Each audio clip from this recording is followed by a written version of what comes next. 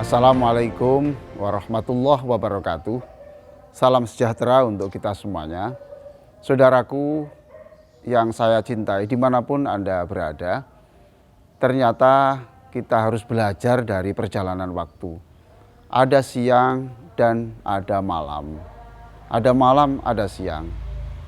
Itu berarti dalam kehidupan ini ada orang yang semula hidupnya terang benderang kemudian menjadi gelap. Ada juga orang yang semula gelap kemudian berubah menjadi terang benderang. Dalam kehidupan keagamaan juga demikian. Saya membaca beberapa kisah tentang orang-orang suci, ternyata juga lawar data bila syauq. Tidak ada bunga mawar tanpa duri. Jadi ternyata mereka juga punya perjalanan yang gelap juga ya gitu. Ada juga yang sekarang orang yang hidup dalam lumuran dosa, tapi ternyata dalam sejarahnya mereka dulu pernah menjadi orang-orang suci juga gitu. Oleh karena itu saya mengundang saudara saya yang akan bercerita tentang beberapa hal tentang perjalanan hidupnya yang sangat inspiratif, yaitu saudara Muhammad Yunan. Saya mengundang saudara Muhammad Yunan. Assalamualaikum, Prof. Waalaikumsalam warahmatullahi wabarakatuh. Alhamdulillah. Terima kasih atas waktunya untuk berbagi di kesempatan ini. Ya, silakan. terima kasih, Prof. Ya, silakan duduk.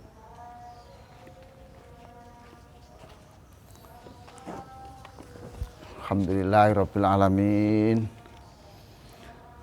Bagaimana kabarnya ini, Mas Yunan? Alhamdulillah hari ini baik-baik, sehat walafiat.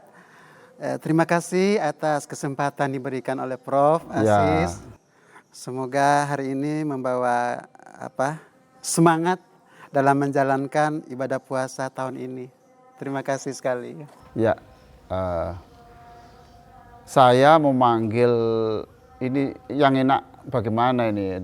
Dulu pernah ingat saya itu saya membaca di internet itu kok namanya Nadia. Gitu. Sekarang saya panggil Mbak Nadia atau Mas siapa itu yang enak? Sekarang ini orang-orang lama masih memanggil saya Mbak Nadia, mungkin terbiasa mungkin ya.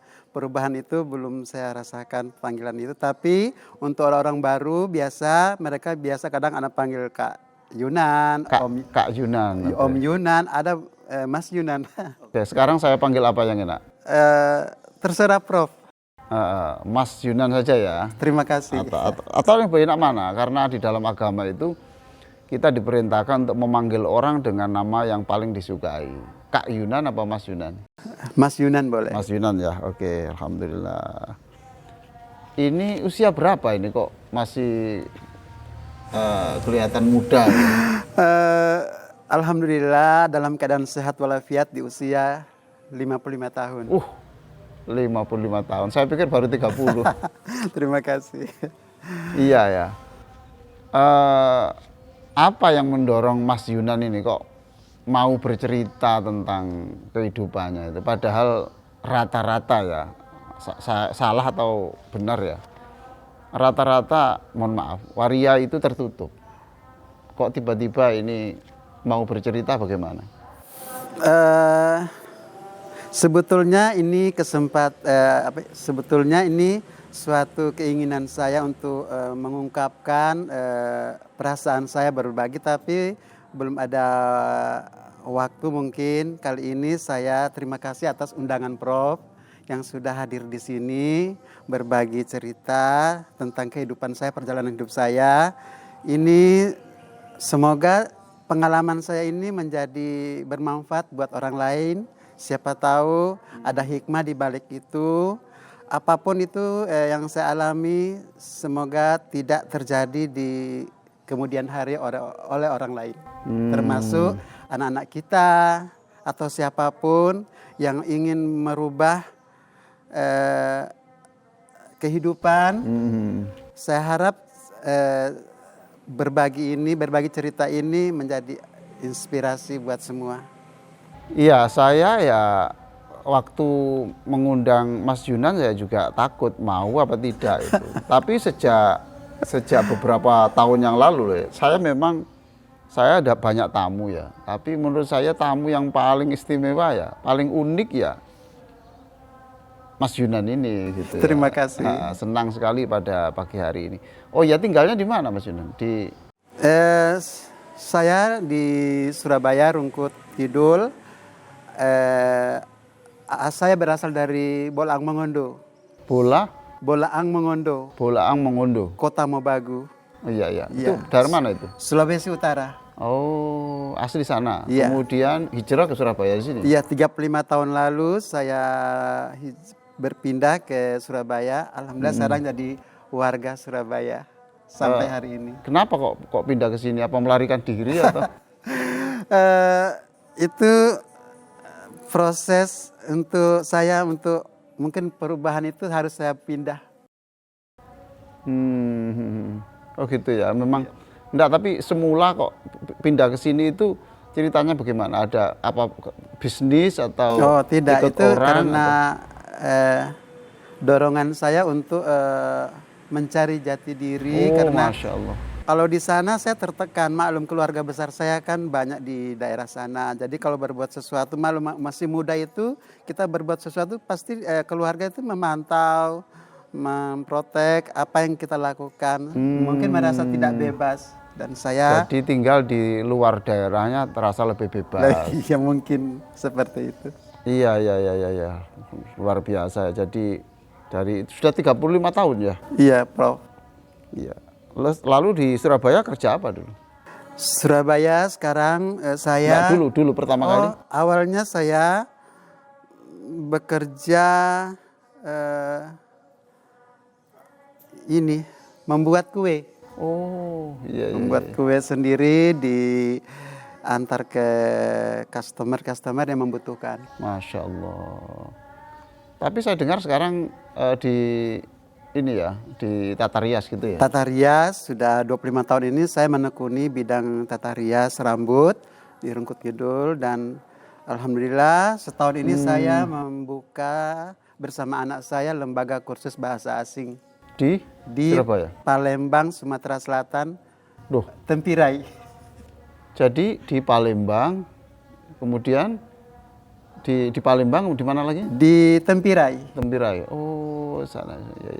Ya Allah, alhamdulillah. Apa memang kebanyakan waria itu memang kerjanya di bidang tata rias itu ya? Mungkin saya katakan kenapa waria itu lebih condong ke tata rias, walaupun kadang-kadang skillnya tidak mumpuni. Itu karena dengan tata rias itu dia bisa mengekspresikan apa keinginannya lebih bebas dan bisa bersosialisasi lebih mudah karena dikunjungi. Itu. Tapi kalau profesi lain kan tidak semudah itu karena ruang komunikasi, ruang interaksi sosial seorang waria itu kan terbatas. Oh, jadi itu ada kenikmatan tersendiri, ada kesenangan sendiri iya, itu. Jadi dia berinteraksi dengan orang luar lebih mudah dengan didatangi kunjungan customer dalam segala status sosial. Oh, bukan karena senang beriasnya, bukan? Oh, iya, salah satu itu mungkin. Iya, begitu ya. Saya boleh tahu ya, cerita masa kecilnya bagaimana ini? Cerita masa kecilnya, apakah sejak kecil itu sudah ada rasa ingin berdandan seperti, maaf ya, seperti wanita atau bagaimana itu? Atau mulai kapan gitu? Coba barangkali silakan bercerita soal yang ini. Masa kecil saya sejak saya berada di Bolaang Mongondo itu memang dilahirkan dalam kondisi penuh tantangan. Maklum saya ditinggal atau berpisah oleh keluarga orang tua saya, makanya saya terbiasa dengan Bapak atau ibu? Bapak ibu. Bapak ibu meninggal? Bapak ibu berpisah. Oh, bapak ibu berpisah. Berpisah dan saya hidup di keluarga besar saya di Bolaang Mongondo, dan itu proses saya menjadi mandiri. Jadi apapun kegiatan hari-hari saya lakukan sendiri tanpa ketergantungan keluarga, dan itu mungkin tanpa diawasi khusus Jadi saya apapun yang saya lakukan sesuai hati nurani anak kecil saat itu. Iya, iya, iya. Iya. Maksud saya begini, apakah sejak kecil itu ada kesukaan untuk berdandan dengan wanita, ataukah itu baru usia tahun sekian gitu? Seingat saya waktu saya masih sekolah SD, saya sudah senang bermain dengan anak-anak wanita. Oh, Iya. sejak kecil? Ya, sejak kecil. TK sudah kelihatan. Jadi saya tuh kalau bermain mainan boneka gitu tertarik. Tapi kalau dikasih mainan laki-laki saya kurang tertarik. Itu contoh sederhana. Eh, Berhubung keluarga saya nggak menuruti keinginan saya membeli mainan boneka, suatu ketika saya mencuri mencuri mainan teman saya wanita ini yang punya Masya boneka. Allah. Karena ada keinginan yang memiliki itu. Waktu itu suka berhias juga gitu? Belum. Jadi lebih ke sebelum saya akil balik, saya lebih ke cenderung orang Jawa bilang ngalem Manja, ngalem, manja. Oh, Iya. iya. Jadi saya tuh nggak seberani anak kecil. Kalau biasa anak kecil kan suka silat-silatan. Kalau saya dihadap anak-anak kecil bersilat-silatan, saya lari, nggak mau lawan. Oh, gitu. Iya. Terus sudah kesukaannya boneka, kemudian senangnya bermain dengan wanita ya. Waktu itu keluarga membiarkan saja. Seperti saya katakan dari awal, keluarga saya kan tak pernah istilahnya Masya Allah, iya. lepas dari pantauan. Karena hidup saya kan di nenek saya, oma saya di Manado. Jadi ya itulah suatu pengalaman saya seperti itu. Dan keluarga itu tidak sampai berpikir seperti itu, kelainan yang saya alami. Zaman dulu seperti itu. Jadi dipikir mereka hal yang lumrah mungkin, tapi berdampak ke kehidupan saya dewasa kemudian hari. Nah, kemudian setelah sudah jadi sekarang senang berdandan pada wanita itu mulai usia berapa itu? Sebetulnya keinginan berdandan itu sudah ada sejak saya akil balik SMP. SMP itu sudah Ada keinginan, tapi untuk mengekspresikannya tidak mudah. Oh. Karena kan di lingkungan keluarga besar saya, jadi lagi pula stigma masyarakat zaman dulu itu kan seorang waria itu kan negatif. Jadi saya khawatir nanti berdampak ke kehidupan. Jadi ada tekanan ini ada maunya tekanan, jadi. Ada keinginan tapi kalau menggunakan celana, menggunakan ini sarung, iya, rasanya tidak enak tapi bukan seperti saya maunya pengen pakai dandan cantik gitu, tapi kan tidak mungkin juga. Tapi hati ingin. Iya, ada keinginan tapi Itu mulai SMP ya? SMP, SMA. Tapi naluri wanita itu saya lampiaskan mendekat dengan orang-orang lelaki yang saya sukai. Oh. Tidak dalam faktor dandan, tapi lebih ke interaksinya dengan lebih suka ke anak laki-laki yang saya sukai. Saya ajak berteman, dekat. Jadi berarti gini, sejak itu memang lebih senang berhubungan dengan laki-laki. Iya, berteman. Jadi kalau ada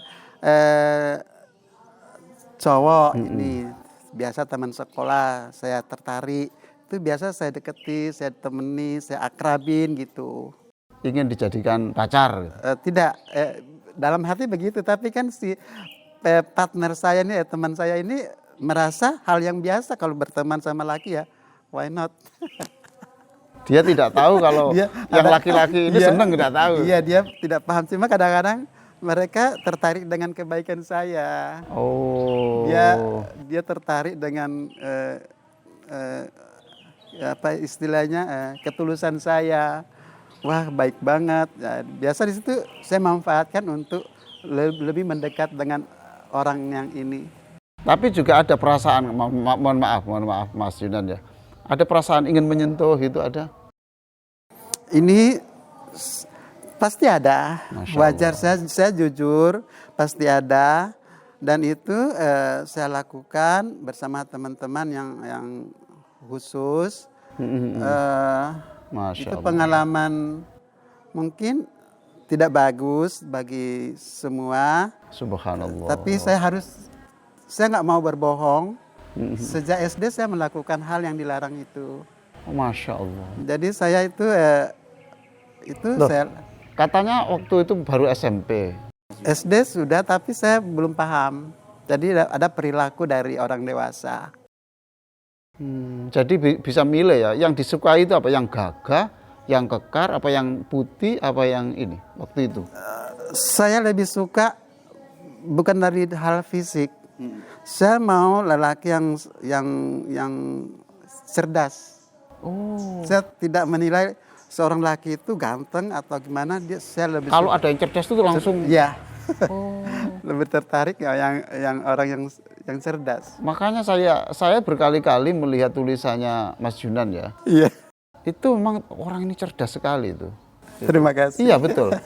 Ini tuh pilihan bahasanya itu. Jadi memang sejak dulu ya kalau ya cerdas tuh diingin jatuh cinta. Kriteria cowok yang saya suka orang dia ajak berbagi, orang yang wawasannya luas. Karena saya tidak punya wawasan yang luas, jadi harus punya orang yang berwawasan luas biar saya juga ikut. Nah mohon maaf, mungkin ada hal-hal tertentu yang tidak diceritakan tapi boleh diceritakan. Pada saat di SD itu, ketika melakukan sesuatu yang tanda petik tidak bagus tadi kepada anak pria ya. Iya. Gitu. Apa tidak kaget yang ini yang ini kok begini gitu? Kalau pengalaman saya waktu itu saya lebih pasif. Jadi ini lebih pasif, justru yang aktif mereka. Karena yang ngajari dia seperti itu siapa? Anak itu? Saya kurang paham, tapi mereka memberanikan itu karena melihat gaya saya yang kemayu. Oh. Jadi akhirnya yang dia ya seneng, iya, Mas Yunan ya seneng. Karena saya orangnya kan kemayu, apa kemayu itu? Iya, gaya iya. kewanitaannya menonjol. Masya Allah. Itu mulai SD. SD, Nah itu kemudian berlanjut sampai SMP. SMP, SMA. Berarti pasangan ini masih tetap terus sampai Iya, SMP. berganti-ganti. Jadi ada kriteria yang saya suka, saya deketi, saya baikin, saya traktir ke kantin sekolah. Atau saya buat PR-nya gitu ya. Itu cara-cara saya untuk mendekatkan orang-orang yang saya sukai. Jadi kalau buat PR, saya bantu buat PR. Akhirnya saya dianggap baik kan gitu. Jadi orang mudah Jadi yang di SD akhirnya ditinggalkan, ganti yang di SMP, pasangan baru, tanda petik ya gitu ya. Subhanallah. Di SMP juga melakukan yang sama juga? Sama. Juga pasif juga? Sudah mulai aktif. Karena saya kan sudah mulai memahami hal-hal seperti itu, dan itu tanpa saya sadari benar-benar itu dilarang atau tidak. Iya. Karena dorongan tadi itu. Iya. Karena dorongan. Lalu pernah enggak itu ketika sudah mulai kemayu, mulai kewanitaan itu, terus dibully teman pernah enggak? Kalau dibully pasti waktu itu ya itu salah satu saya berpindah kota dari kota Mobagu ke Surabaya itu karena dibully itu mungkin salah satunya, karena tidak bebas. Contoh dibulinya gimana itu Mas Yunan? Ya kalau di Manado itu ada orang mengatakan orang ke wanita itu KW-KW. KW-KW itu apa? KW-KW itu ya cowok seperti wanita. Oh KW-KW. KW-KW. Gitu. Kalau dibully secara kata fisik? Oh belum pernah. Sejak di Surabaya aman, enggak ada bully? Justru bulinya meningkat. Astagfirullah. jadi sebuah tantangan kita sendiri menghadapi. Jadi keluar dari mulut apa? Mulut buaya ke mulut macan. Iya begitu mungkin. Jadi lari di sana. Iya. Mengapa dibully? Karena mungkin begini ya Mas Yunan ya. Orang kalau sama-sama itu jatuh cinta ya, Iya. itu kadang-kadang memang sambung ya, memang betul ya, gitu ya. Katakan begini ya, Mas Yunan di bis umpamanya gitu. Di situ ada orang yang sama-sama suka gitu ya, Iya. yang sejenis lah begitu. Itu katanya memang sambung gitu, betul? Tidak, sebetulnya Sama-sama tahu gitu loh. Enggak juga. kalau kalau di saya itu sebetulnya tidak seperti itu, tapi mereka itu kalau waktu saya belum dandan, ini terutama saya belum dandan itu, saya itu ini supel, jadi jeratannya supel, makanya mungkin hati-hati buat pemirsa yang supel-supel itu. Oh gitu, hati-hati nih. Iya, jadi yang ramah itu kadang-kadang tak ada angin, tak ada hujan, tiba-tiba orangnya kok ramah. Kadang orang yang terlalu polos itu kan menganggap ini sesuatu yang baik gitu. Padahal sesuatu jeratan yang tidak baik maka. Oh gitu ya, jadi mengerjakan Jadi saya PR, batu. iya, jadi setelah lulus gitu, saya kan berhubungan dengan siapa saja. Jadi kalau memang ada orang yang saya suka, saya kan harus ramah dulu. Bahkan mengeluarkan uang ya pokoknya. Ya, justru kadang-kadang seperti itu. Paling tidak gaya kita smart, orang baik, orang kalau tanpa disadari sama dia, wah kakak baik ya gitu. Wah ini mulai nih masuk ini. Tapi kadang juga ada orang langsung menyadari seperti itu langsung menghindar. Ada beberapa, tidak semua seperti itu memang. Baik, ini Mas Yunan, terima kasih. Senang sekali ya pemirsa, saya senang sekali mendengarkan saudara saya ini. Saya memperlakukan Mas Yunan ini ya seperti yang lain, artinya selama dia itu, saya kira di seluruh agama itu memerintahkan bahwa kita harus menghormati seluruh anak cucu Adam. Menghormati seluruh anak cucu Adam, dan Mas Yunan adalah bagian dari itu ya. Nah, ini Mas Yunan ya, saya dulu kursus bahasa Inggris itu di Jalan Dr. Sutomo di Surabaya ya. Itu kalau pulang itu di Jalan Diponegoro. Iya. Mohon maaf itu, Jalan Diponegoro. Itu saya sering bertemu dengan orang-orang yang seperti Mas Yunan itu waktu itu ya. Lalu di bundaran Waru itu juga ketemu dengan orang-orang yang banyak nongkrong-nongkrong di situ. Saya boleh tahu itu apakah Mas Yunan juga pernah nongkrong-nongkrong begitu itu? Pasti pernah. Karena waktu saya pertama ke Surabaya saya tidak punya keluarga, tidak tinggal dengan keluarga. Memang ada keluarga di sini tapi saya tidak tinggal serumah, tapi saya kos sendiri di Wonokromo. Itu berhubung saya sendiri, saya mencari komunitas. Zaman dulu itu tahun 90-an tuh ada Perwakos. Perwakos, oh iya saya ingat tuh. Ya, Persatuan Waria Kota Surabaya. Masih hidup organisasi? Sekarang sudah vakum, tapi zaman dulu itu pemerintah ikut andil untuk membimbing kita agar terarah gitu kegiatannya, lebih ke arah positif, kegiatan yang positif. Saya berharap mungkin seperti itu pemerintah sekarang bisa mau memberi wadah biar waria-waria ini tidak terkoordinir lah kegiatan mereka yang positif. Jadi sekarang ini memang tidak ada lagi turun tangan pemerintah untuk itu, enggak? Iya, saya pikir sudah tidak ada. Dan waktu itu kita ikut komunitas seperti itu. Di kelompok waria ini kan macam-macam komunitasnya. Dan saya ikut bergabung, tapi tidak menutup kemungkinan saya juga untuk mencari mereka itu harus di tempat-tempat itu. Saya harus datang untuk bergabung. Biasa malam-malam. Maaf, itu motifnya itu mencari pasangan atau mencari hiburan saja atau mohon maaf itu mencari uang? Motifnya macam-macam, Prof. Ada yang benar-benar karena dia nggak punya pekerjaan, dia Masya cari Allah. uang. Ada yang benar-benar hanya mencari pasangan. Ada yang juga benar-benar dia mau bergaul karena waria ini kan tidak ada kampung waria, tidak ada. Dia mau bersosialisasi dengan masyarakat umum itu kan terbatas. Nah, di sisi lain dia juga butuh sosialisasi dengan orang lain. Ya satu-satu yang paling mudah mungkin di tempat-tempat itu kantong-kantong waria itu di Surabaya.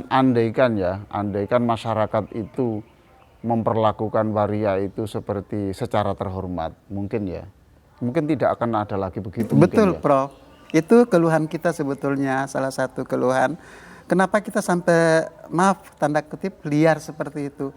Karena publik juga memperlakukan kita seperti itu. Coba kalau ada pihak-pihak, terutama yang punya otoritas, atau siapapun bisa mengayomi kita dalam kegiatan bersifat umum gitu.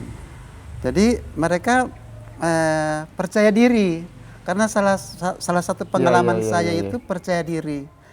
Kalau kita sudah tidak percaya diri, tidak mungkin saya terlibat dengan kegiatan publik. Dan itu yang saya lalui. Masya Allah ya. Harus percaya diri. Jadi mereka itu haus perlakuan yang baik dari Lingkungan sekitar. Seperti kalau, mohon maaf kalau di kampung itu ya, di kampung itu ada pengamen ya. Iya. Pengamen yang waria itu ya. Iya. Anak-anak kecil-kecil itu Iya. sorak-sorak toh. Iya. Andai kan mereka itu diperlakukan yang santun, yang terhormat, mungkin mereka tidak perlu lagi mencari tempat-tempat begitu mungkin ya. Iya, betul. Bagi yang dia sosialisasi. Subhanallah. Tapi juga ada mungkin yang tidak mencari uang, tapi justru keluar uang ya. Betul. Untuk yang di tempat-tempat itu. Iya. Jadi gini, Prof. Kehidupan waria itu dia seperti layaknya kehidupan masyarakat umumnya. Jadi ada status sosial. Karena waria ini nggak selalu juga pengamen. Ada juga pengacara atau dokter waria atau bekerja PNS waria juga banyak. Jadi tapi yang katakan ya yang agak pendidikannya agak tinggi atau ekonomi tinggi, apa juga ikut nongkrong begitu? Di situ mereka mencari pergaulan aja biar. Nah ya berarti ikut nongkrong di situ juga kadang-kadang. Iya. Ya, tidak rutin tapi paling tidak mereka cari sesama teman senasib. Jadi tidak seperti pandangan umum bahwa mereka seperti itu orang-orang. Jadi ada orang berkelas juga di situ. Iya, jadi anak-anak orang terhormat juga ada yang anaknya waria. Banyak orang-orang yang terdidik, bahkan orang-orang terpelajar juga banyak. Tapi kan itu kan tidak terekspos karena mereka tertutup. Mungkin karena faktor privasi. Tapi kalau yang orang tahu kan waria itu ngamen. Waria itu nongkrong di jalan, tapi banyak waria-waria yang punya punya kehidupan yang tertutup, yang terhormat, karena mungkin faktor status sosial keluarganya, lingkungannya, dia dia punya tanggung jawab lingkungan. Pada saat nongkrong-nongkrong begitu, Mas Yunan ya itu. Mohon maaf sekali lagi, apa saat itu sampai punya pelanggan tanda petik? Pelanggan? Ya pelanggan, orang yang sering ketemu di situ kemudian melakukan sesuatu itu. Itu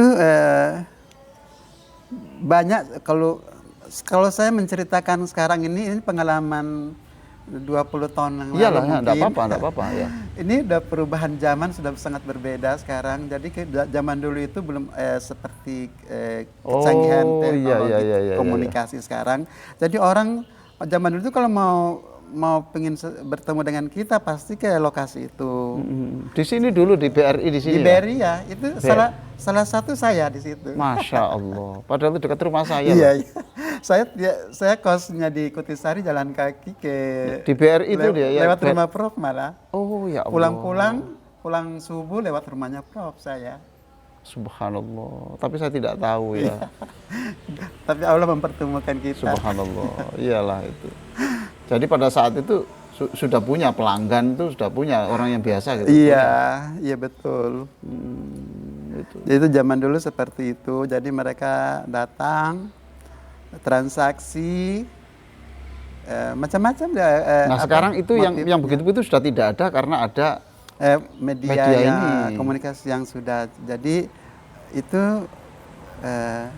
ada sisi positifnya. Jadi tidak merusak apa namanya. Iya betul ya. Sudah berubah ya gitu ya. Nah kalau saya boleh tanya lagi ya itu, apakah yang mohon maaf ya, yang berhubungan dengan waria itu juga orangnya itu punya sifat kelainan atau orang yang sudah punya istri atau apa itu gimana itu? Apakah yang begitu itu sama-sama atau bagaimana itu? Saya mengklasifikasikan orang-orang yang suka sama waria itu ada 4 macam. Oh gitu. Jadi ada yang karena gini Prof, laki-laki yang suka sama waria itu macam-macam motifnya. Ada yang karena faktor materi. Jadi anak-anak laki-laki ini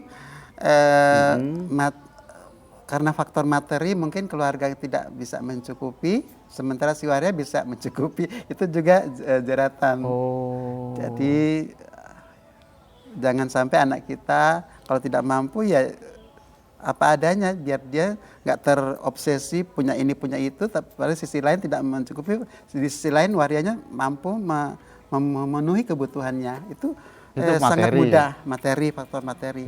Ada yang faktor tapi nanti bisa juga menular juga, bisa juga ya? Tidak. Artinya tidak. Begini, karena dia itu normal ya, kemudian berhubungan dengan ini kemudian berubah juga enggak? Tidak. Jadi saya punya pengalaman sendiri. Jadi itu tadi faktor materi. Kedua faktor kontrol keluarga. Jadi biasa itu broken home atau anak-anak yang tanggung jawab orang tuanya tidak terlaksanakan. Tapi ada juga faktor coba-coba. Oh coba-coba. Ya karena penasaran. Nah, itu ada juga faktor dia putus asa dengan pasangan heterogennya, pasangan wanitanya mungkin kecewa dengan lain jenisnya, itu kemudian mencoba. Iya. Ada juga seperti itu. Yang keempat. Itu yang keempat. Ya. Jadi, tapi yang terbanyak kira-kira? Biasa materi. Masya Allah. Jadi kalau posisi itu berarti justru yang waria yang mengeluarkan duit, bukan dia memperoleh uang. Iya, biasa waria-waria yang sudah mapan umumnya. Nah kalau waria yang tidak mapan? Mapan dia biasa ke lokasi-lokasi itu. Oke, lah itu berarti mereka yang memberi duit? Oh tidak, jadi memanfaatkan permintaan seperti itu, kunjungan orang-orang itu. Karena kan di waria itu kan ada yang istilahnya menjadi pasangan tetap. Ada yang tidak. Kalau saya sendiri tidak tertarik dengan pasangan tetap. Oh gitu ya. Bagi yang tertarik pasangan tetap itu apa betul saya baca-baca itu bahwa rasa cemburunya lebih tinggi, itu betul ya? Mungkin benar juga, tapi saya tidak sepakat. Oh gitu ya. Saya tidak sepakat mencemburui pasangan saya dekat dengan wanita. Saya tidak mempermasalahkan. Sebagian juga saya baca di majalah, di surat kabar itu ada juga yang melakukan operasi ya. Iya. Ada operasi supaya karena dia merasa kurang puas lah kalau penampilannya. Iya, penampilannya kok masih begini itu akhirnya Iya. kemudian operasi. Betul ya mau gitu ya? Iya, ada beberapa teman melakukan Itu berarti uangnya harus banyak dia. ya biasa waria-waria yang sudah secara ekonomi mapan, tapi enggak juga semua waria melakukan hal yang serupa. Termasuk saya sendiri, saya tidak melakukan operasi atau merubah fisik saya karena pikir saya begini, Prof. Saya dilahirkan dari kandungan dalam kondisi laki, saya kepingin masuk lihat liang lahat nanti Allahumma seperti sholli ala Muhammad. saya dilahirkan. Jadi saya nggak merubah. Kalaupun secara style mungkin bisa dirubah, tapi secara tubuh saya tidak mau merubah. Jadi tidak pernah punya keinginan. Tidak, memang dari awal tidak ada keinginan. Apa benar ini ya? Ini kalau dalam fikih ya buku-buku klasik Islam tuh ya, Iya. itu ada orang yang lahir dengan kelamin ganda. Kelamin ganda, Iya. artinya itu ada, mohon maaf itu ada P dan ada V-nya di situ. Iya. Itu. Nah, apa betul di antara teman-teman Mas Yunan itu ada yang begitu? Pengalaman saya tidak ada. Belum ada saya temui atau teman terdekat saya belum ada. Tapi itu kalau itu kan faktor berbeda dengan apa yang kita alami, itu faktor lain. Tapi yang kita alami ini benar-benar faktor naluri kewanitaan yang menonjol, bukan karena fisik yang tadi itu mungkin bisa dioperasi karena kelainan dari lahir mungkin seperti cacat tubuh yang lain. Tapi kalau untuk naluri ini yang kita alami seperti naluri kewanitaan itu, kita mengekspresikan kewanitaan itu sudah menjadi dunia kita sendiri. Kok saya baca itu ada yang dua, ya, kemudian ada yang berfungsi kedua-duanya, ada yang berfungsi salah satu. Iya, itu bisa dilakukan operasi karena biar menjelaskan status Nah itu. kelaminnya. Nah inilah Mas Yunan yang inilah orang yang lahir seperti sebagai kehendak Allah di sini. Iya, Kehendak Tuhan. Jadi kalau kita katakan tiba-tiba memandang rendah pada mereka, sebenarnya ini sama dengan menghina Allah toh. Ya toh. Jadi yang menghendaki ada seperti lahir dengan ada perasaan halus sedikit itu. Kemudian kita memandang rendah. Sebenarnya kita juga salah. Salah karena berarti kita mengolok-olok Tuhan. Kenapa Tuhan menciptakan seperti itu gitu loh. Yang tidak baik itu adalah yang istilahnya itu tasonno. Tasonno itu yang sebetulnya dia itu laki-laki biasa tapi kemudian karena ikut-ikutan gitu loh. iya, Gitu. Jadi mereka ini sebetulnya orang menderita toh. Orang menderita karena bagaimana memerangi dirinya ini gitu loh. Dia yang sadar itu seperti itu. Nah, apalagi juga ada yang gayanya seperti perempuan gitu lah. Kemudian itu diingatkan jangan begitu, kemudian dia astagfirullahaladzim, dia sadar. Tapi dia kembali lagi.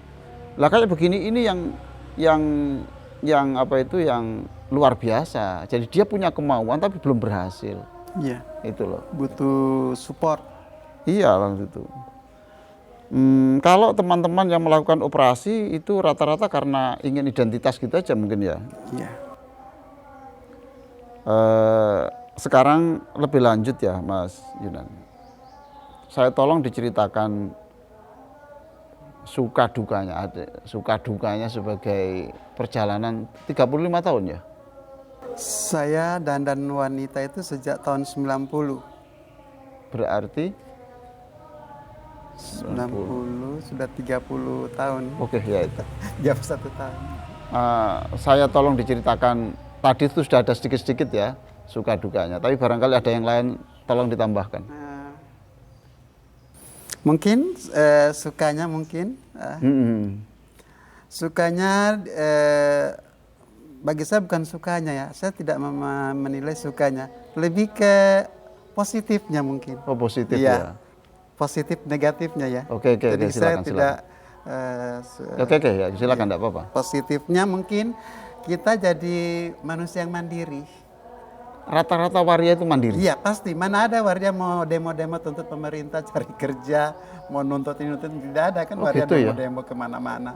Dia paling mandiri, malah bisa mempekerjakan orang lain, mendidik orang lain jadi punya keterampilan, mempekerjakan karyawannya yang bukan waria banyak kan waria. Secara umum ya gitu Iya, ya. Kalau dia anaknya orang kaya mungkin tidak mandiri juga toh.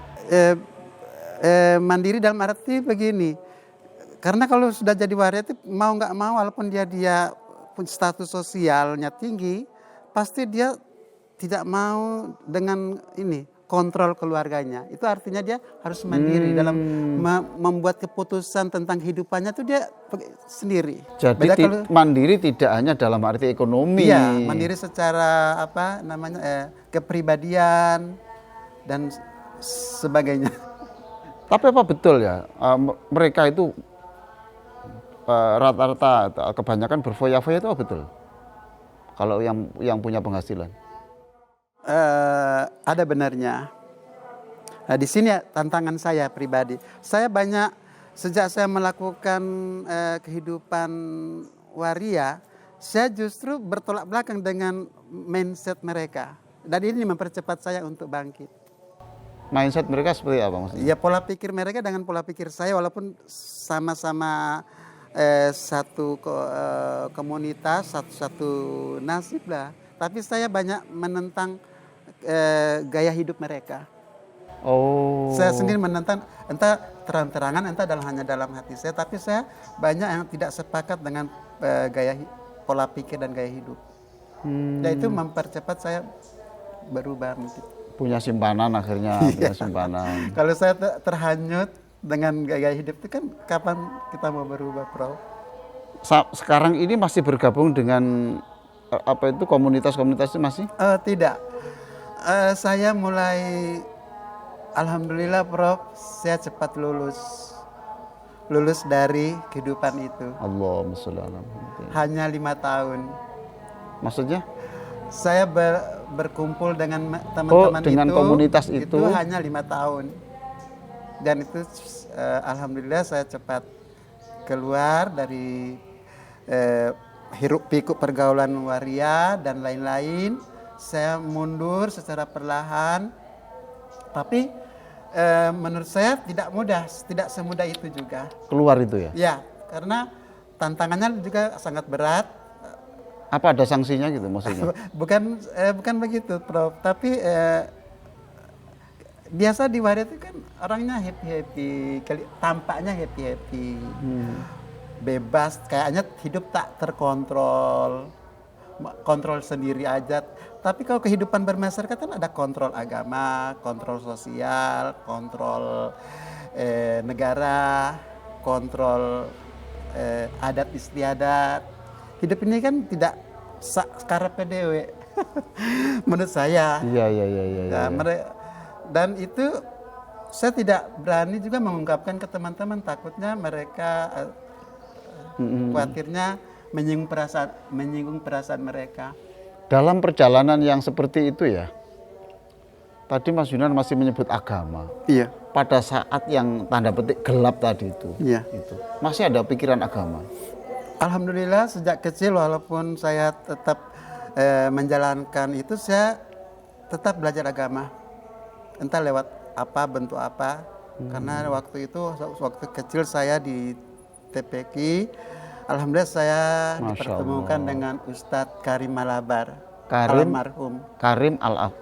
Ustadz Karim Malabar. Karim Malabar. Iya. Beliau adalah guru agama saya di Desa Ibolian, Kecamatan Dumoga, Bola Mongondo. Beliau yang membimbing saya dari kecil, dan itu sangat bermanfaat proses kehidupan agama saya ke depan. Masya Allah. Jadi Mas Yunan baca Quran dari kanan apa dari kiri? Lancar.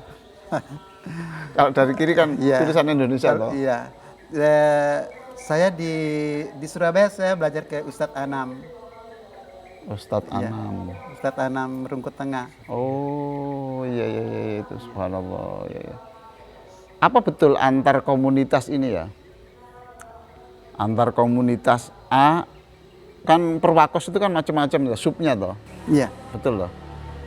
Kelompok ini dengan kelompok ini itu apa betul bahwa itu tidak seringkali tidak seirama itu, betul? Sebetulnya sama kok, mereka kompak. Saya pikir mereka kompak. Gesekan tuh lebih ke pribadi, personal. Oh, personal. Iya, personal. Barangkali mungkin rebutan pasangan ya hal yang bisa ya, wajar. bisa itu. Iya, itu kan terjadi di orang lain juga. Kalau sampai adu fisik pernah juga? Ada, ada juga. Untuk rebutan tadi itu? Iya, saya mengalami sendiri. Subhanallah. Itu hal yang wajar mungkin. Ya, jangankan kita orang-orang heterogen. Iya, itu Ya, seperti itu juga, nggak laki, nggak waria, nggak wanita, rebutan juga kadang bunuh-bunuhan ya ada juga sampai seperti itu.